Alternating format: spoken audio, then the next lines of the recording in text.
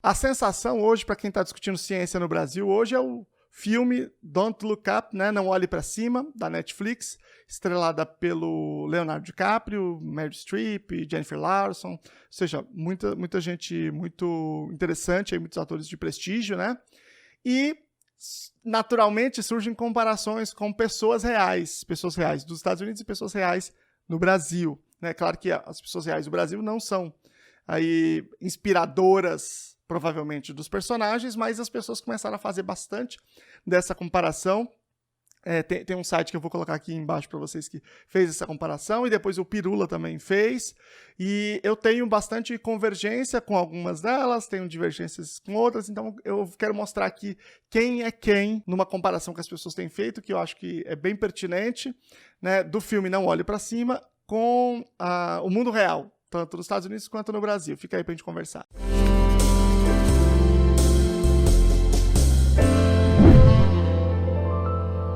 Meu nome é Luciano Lacerda, sou mestre em História, doutor em Educação pela PUC São Paulo, fiz o pós-doutoramento em Psicologia na Universidade Federal de São Carlos. E aí, esse filme é um filme, claro, que as pessoas marcam, pedem review, pedem para falar sobre ele, porque é um filme muito escrachado para fazer uma analogia com o aquecimento global. Como ele acabou sendo produzido todo em 2021, sendo gravado, produzido em 2021, né? Ele acaba tendo naturalmente influência também da pandemia, independentemente daquilo que o autor quis propor, as pessoas também fazem essas analogias. Por quê? A ciência entrou no centro do debate. Aquilo que os cientistas falam, que os políticos falam sobre aspectos da realidade, que em geral são muito estudados pela ciência, entraram no debate da sociedade. A sociedade inteira começou a discutir se cloroquina tinha que ser usada ou não. O que é evidência científica, se vacina tem que usar ou não tem que usar. Isso opôs, em grande parte, né, o mundo da ciência do mundo da política partidária, e aí, naturalmente, essas analogias são inevitáveis. Então, vamos a elas aí nessa realidade, tá? Primeiro, vamos falar sobre a Meryl Streep, que ela é presidente dos Estados Unidos no filme, né? É a personagem Jane Orlean. Cara, é óbvia aí a comparação com o Donald Trump. Muito, muito clara a comparação. Existem vários aspectos que deixam isso claro, né? No entanto, eu acho que o diretor também colocou ali várias coisinhas para demonstrar que ela não está falando só dele, ela está falando de todos os políticos, no final das contas. Porque o político, no final das contas, gente, ele se comporta por poder, ponto. Seja de direita, de esquerda, de centro, zagueiro, de meia, não importa. Ele se comporta por poder, porque a lógica do poder é o que dá acesso a ele, os reforçadores que ele está lutando pela vida inteira, que é para ocupar aquela posição. Então, eu vou dar 2 exemplos aqui para vocês. O comportamento dela de fumar, que é muito semelhante à da Hillary Clinton, eles falam disso várias vezes no filme, né? E a Hillary Clinton tem até várias fotos fumando, assim, com celebridades e tudo. E o outro personagem é o Obama. Por quê? Porque ele também se posicionou num certo momento de uma maneira muito ruim em relação ao Acordo de Paris e aquecimento global, né? Os Estados Unidos de modo geral. Não é só o Trump. E tem uma foto da presidente com Bill Clinton, indicando também a proximidade com os democratas. Então, não é uma referência específica somente ao Trump, mas todo mundo que senta naquela cadeira. Então, eu achei isso muito interessante, esses outros sinais que o autor colocou. E é óbvio, gente, que aqui no Brasil a referência clara é com o presidente da República, né? Fica mais fácil, e também fica mais fácil porque só tem um em cada posição, e também pela postura dele diante da pandemia, sempre lutando contra o distanciamento, né? Teve lá a campanha do governo federal, o Brasil não pode parar, que era uma campanha para as pessoas não ficarem em casa, elas não fazerem isolamento, para elas irem e se aglomerarem. Agora, toda essa campanha anti-vacina que o governo tem feito, né, de uma maneira muito incisiva, muito forte. Então, é óbvio que está diretamente relacionado com ele. A analogia é clara, é óbvia, né? Embora, como eu disse, né, o governo não seja uma coisa específica de uma pessoa. Você tem comportamentos contraditórios em outros lugares. Só para dar um exemplo, eu disse em outro vídeo, né? Lá no Ministério da Educação tem a Secretaria de Alfabetização, que ela tem até diretoria de alfabetização baseada em evidências. É tudo encaminhado para práticas baseadas em evidências. Porque lá faz sentido do ponto de vista da estratégia do governo. Na saúde, não. Então, o que eu estou querendo dizer é o seguinte: não me parece que seja uma questão de uma ideologia anticientífica ou pseudocientífica. Parece que é muito mais, assim, um comportamento que está sob controle de continuar no poder. Então, a depender do caso, caso, você toma as posturas isoladas. Nesse caso, me parece claramente que foi por conta da própria específica influência do Trump no Brasil, que tem toda aquela história do Bolsonaro falando que amava ele e tal. Um outro é o Jason Orlin, que é o filho da presidente, que originalmente parece ter uma influência dos filhos do Trump, que se beneficiaram bastante do poder. E no caso do Brasil, os filhos do próprio Bolsonaro, mas principalmente um que parece muito, né, até fisicamente mesmo, mas uma série de aspectos nessa Constituição, que é o Carluxo, né, o Carlos Bolsonaro, que é vereador no Rio de Janeiro. É o cara que é, digamos assim, uma espécie de um responsável pelas redes sociais, pelas mídias do Bolsonaro, por essa estratégia agressiva que se tem nas redes sociais, e parece ter um pouco esse papel meio que de ideólogo, assim, um pouco, né, um pouco mais raso do que isso, talvez, do Jason Orlin lá, o filho da presidente dos Estados Unidos, a Meryl Streep. A Kate Dibiasky, no filme, que é aquela moça que tá tentando o doutorado e que descobriu o meteoro, a inspiração original dela, pelo menos daquilo que eu vi aqui, daquilo que eu consegui pesquisar, é a Greta Thunberg, que é uma menina, uma adolescente, digo menina porque ela é uma adolescente, acho que agora talvez tenha atingido já a maioridade, né, mas quando ela ganhou a expressão,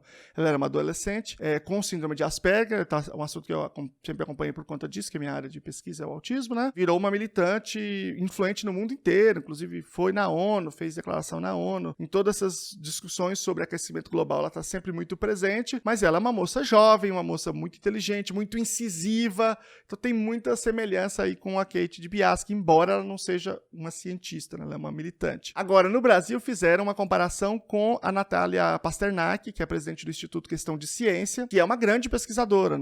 O Pirula apontou corretamente, né, que ela, na verdade, ela tem uma trajetória como grande pesquisadora diferente da Kate, e além disso, ela já está nessa questão de divulgação anti-pseudociência há bastante tempo também, já vi TEDx dela antigo, falando sobre isso. Eu tive lá no lançamento do Questão de Ciência, inclusive o Pirula estava lá, o Átila estava lá também, que foi um marco, né, no combate à pseudociência, principalmente no setor público no Brasil. A Natália é a presidente do Instituto, e a comparação tem muito a ver com o fato dela ser mulher, né, personagens femininas fortes aí no campo da defesa da ciência, e pelo fato de que ela, às vezes, sobe no salto lá no jornal, quando ela vai na televisão, às vezes ela fala, meu Deus, ela sente a indignação dela. Então, realmente, faz sentido sob esse ponto de vista. Mas eu diria, talvez a Kate, ela represente mais essa figura, essa instituição, que são esses estudantes que estão aí fazendo mestrado, fazendo doutorado, que estão na vida profissional e que estão tentando comunicar alguma coisa para a sociedade, mas que é tirado como café com leite, entendeu? Embora se cometa muitos erros muitas vezes.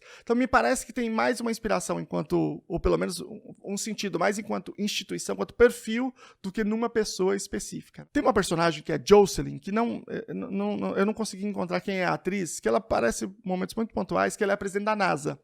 E ela é uma anestesiologista. E aí ela tá assim, totalmente submetida ao poder. Ela fala, amanhã eu vou renunciar então, com grande vergonha, porque agora eu vou assumir a culpa de um negócio que ela não tinha nada a ver. Que era eles não terem assumido a existência do cometa, né? Um certo momento do filme. E aí o Pirula fez uma comparação que eu achei muito boa com o Pazuello, que foi até o ministério, que é de uma pessoa que numa área que não tinha nada a ver, não é uma pessoa... Era um militar, que não tinha especialização em nada que tivesse qualquer relação com aquilo ali, e que, de fato, se posicionou de uma maneira muito subserviente, né? Ele falou, não, ele manda, eu faço, ponto, acabou. Essa subserviência, né, tem o seu custo, nós estamos vendo aí o custo que tem no Brasil. A diferença do ministro posterior, que é o ministro que está agora, que é o Queiroga, é a questão da formação. De fato, é uma formação que correlata aquilo que ele está fazendo, ele é um médico, ainda que ele também tem uma postura completamente subserviente aí e sem considerar em nenhuma medida as evidências científicas disponíveis. E agora, é claro, o personagem principal do DiCaprio, que é o Dr. Mindy, que a grande parte da comparação que tem sido feita é com o Átila Yamarino. O Átila, que é um biólogo com mestrado, doutorado, um grande pesquisador também, né, tem pesquisas bem legais, e que ele está desde há muito tempo na internet, muito tempo, muitos anos, começou um pouco depois do Pirula, que foi mais de 10 anos, né? E ele é um grande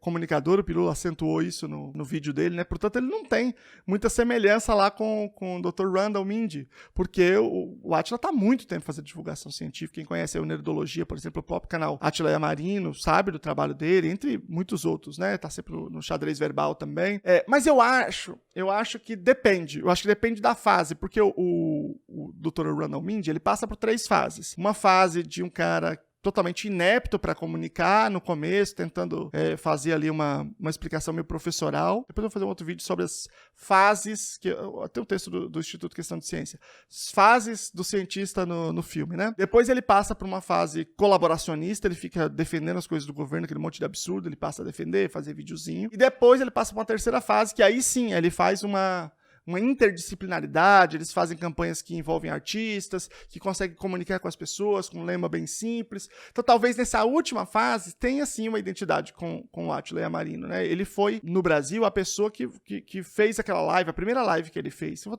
colocar aqui embaixo, sobre a pandemia, quando ele falou, olha, nós provavelmente não vamos voltar na escola em 2020 inteiro. Todo mundo falou, não, que absurdo, isso aí vai demorar 15 dias, né? Quando ele fez aquela live e ele explicou ponto a ponto, e ele trouxe os estudos que tínhamos naquele momento, quem era do campo da ciência, ou entende, ou lê um pouco sobre isso, já percebeu que aquilo ali, de fato, era uma coisa sólida, sustentável, né? Eram argumentos bem sustentados. Então, a gente falou, putz, é muito diferente do que eu estava pensando. Embora no senso comum tenha continuado ainda uma percepção equivocada por algum tempo, né? Mas ele foi um marco nessa história, né? Talvez da mesma forma que o Dr. Randall Mindy lá no final. E aí o Pirula fez uma comparação das duas primeiras fases com uma outra pessoa que é o Paulo Zanotto, que é um professor virologista, realmente é um grande pesquisador, né? Tem um currículo impressionante, que no começo da pandemia ele deu uma entrevista em que ele falou todas aquelas coisas lá que o Átila tinha falado, só que sem repercussão. E aí logo depois ele mudou e começou a falar todo tipo de pseudociência possível e imaginária. Começou a ser o braço direito do governo para reproduzir, replicar e dar uma cara de seriedade, dar uma cara de ciência para todos aqueles